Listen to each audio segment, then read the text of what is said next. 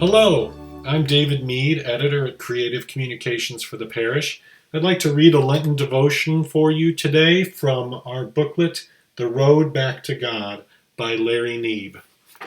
Our devotion for today is called Overcoming Hate with Love. The Bible verse is 1 John 4, 7-11. Beloved, let us love one another, for love is from God.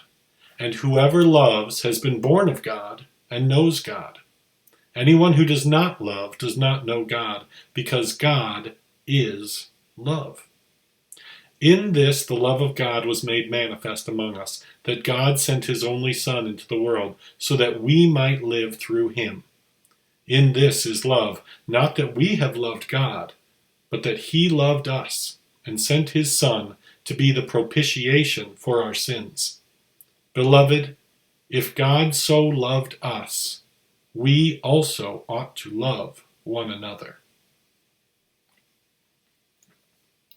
Tit for tat is the way some say it. An eye for an eye is the way the Old Testament said it. A modern comedian goes it one better when he says, "Do it before it's done to you."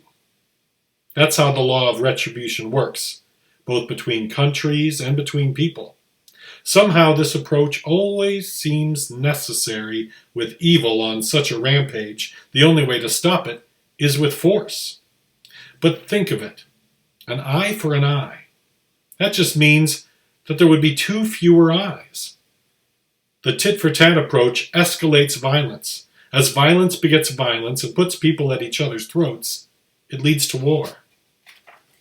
It takes a lot of prayer and practice to begin to overcome the tendency to fight evil with evil.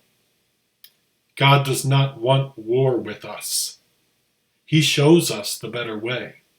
In the face of our rebellion, he took the first step toward us in love.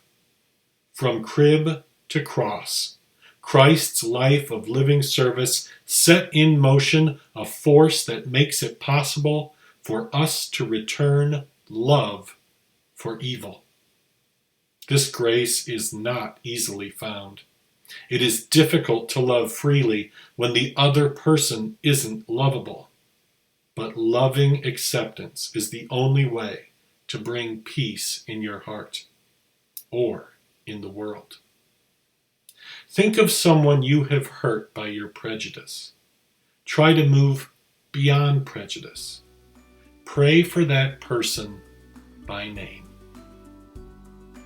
Thank you and blessings on your Lenten observance.